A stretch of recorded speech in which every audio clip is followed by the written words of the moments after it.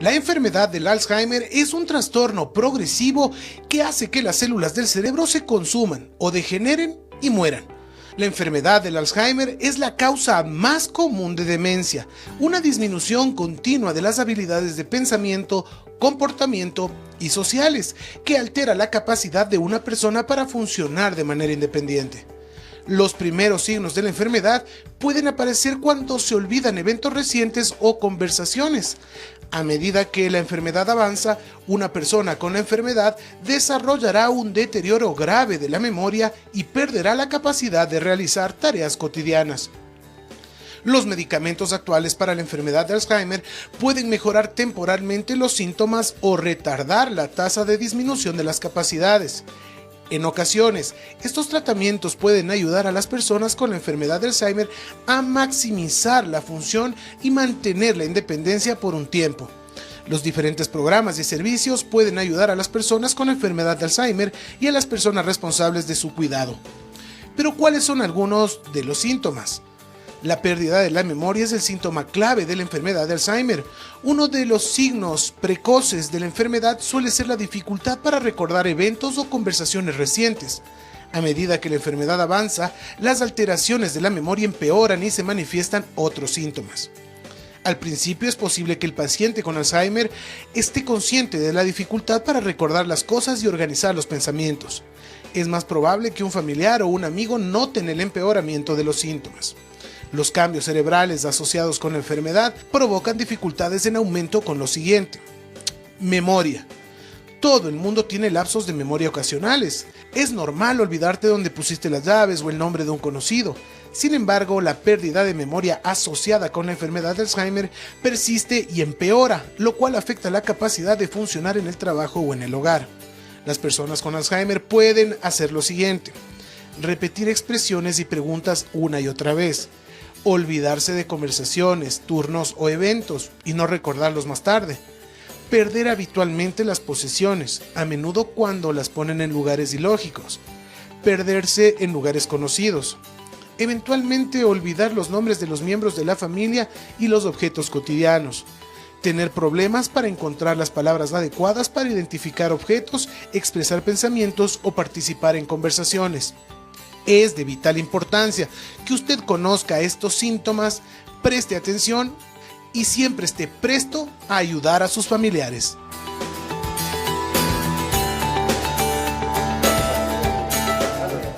Y para tratar este tema nosotros nos encontramos con nuestro especialista, el doctor Fernando Cornejo, y vamos a dar inicio a este tema. Yo quisiera iniciar, Doc, pudimos entender bien de qué se trata el Alzheimer, pero quisiera que exista primero una diferencia. Todos olvidamos alguna vez algo, todos olvidamos donde dejamos la llave, pero ¿cuándo ya empieza a ser en realidad la enfermedad? O sea, como a darnos cuenta y síntomas de alarma para decir, a ver, podría ser en realidad Alzheimer. Bueno, buenos días con todos y todas, qué gusto estar acá y poder compartir algunos datos. En efecto, el cerebro y todas las partes del organismo van perdiendo funcionalidad de a poco conforme pasa la edad.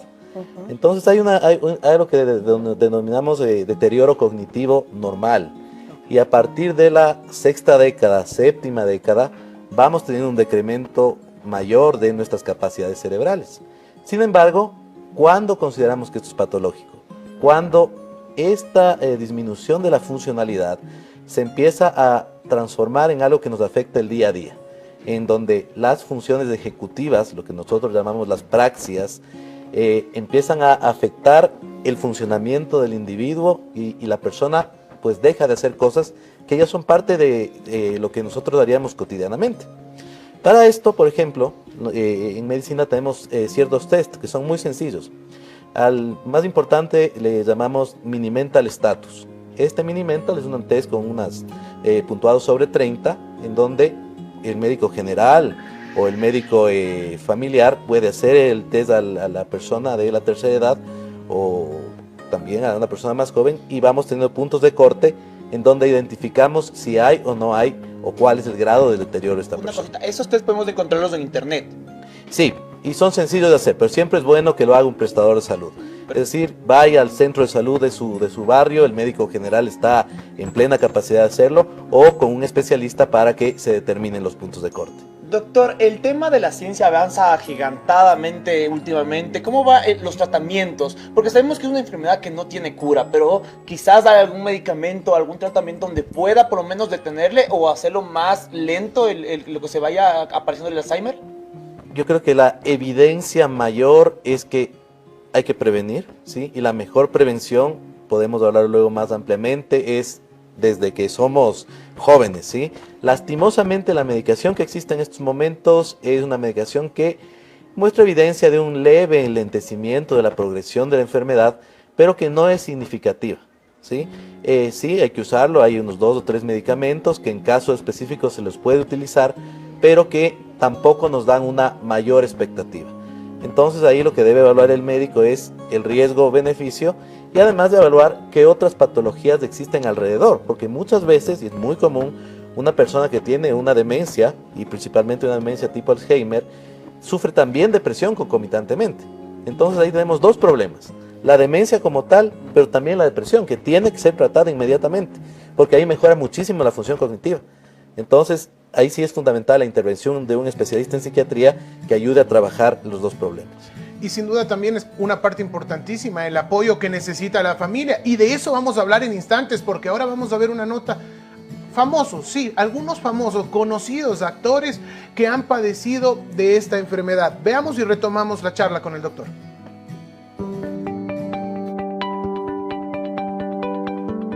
A continuación vamos a conocer algunos de los famosos que sufrieron de Alzheimer.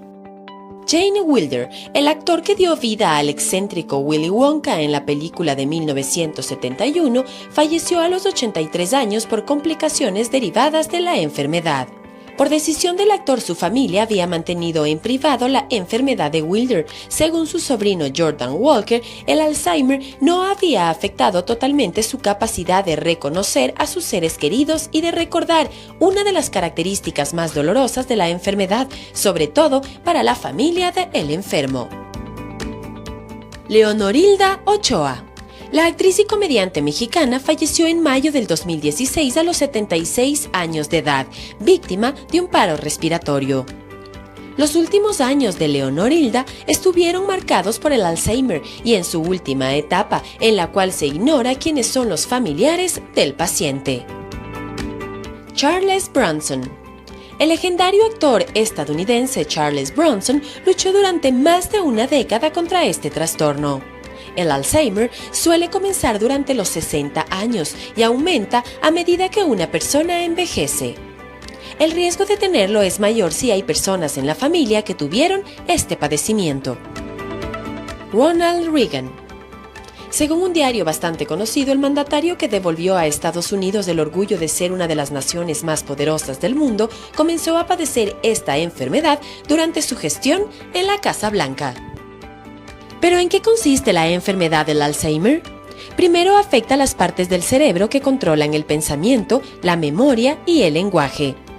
Las personas con este trastorno pueden tener dificultades para recordar cosas que ocurrieron recientemente o los nombres de personas que conocen. Con el tiempo, los síntomas empeoran. Las personas pueden no reconocer a sus familiares o tener dificultades para hablar, leer o escribir.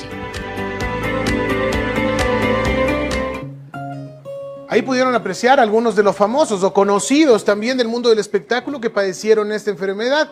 Doctor, nos quedamos en la parte de la familia y esta es una parte muy compleja porque encontrar a tu padre, encontrar a tu madre en buenas condiciones físicas del cuerpo, digámoslo así, pero con problemas en la mente que no reconocen a sus hijos debe ser sumamente doloroso. La familia es la parte más compleja quizá.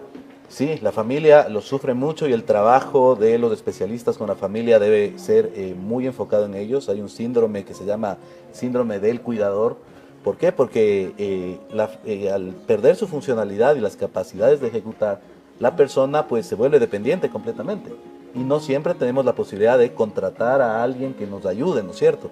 Entonces hay algunas estrategias que son fundamentales, que se turnen el trabajo entre diversos familiares para que no esté solo una persona hecho cargo, porque si no, no vamos a tener solo un enfermo, vamos a tener 2 o 3 personas enfermas ahí, que además hay el apoyo a la pareja, por ejemplo, porque a veces la pareja está completamente sana y está enfermo o enferma con Alzheimer el esposo, esposa, y se deprime o empieza a sufrir ansiedad la persona que es pareja. Entonces, el rol de tener una familia unida, que colabore en sus funciones, que además vaya turnándose, es muy importante. Y algo complementario a eso, ¿Ecuador está preparado con algún centro donde también puedan darles un tratamiento, puedan vivir ahí o no?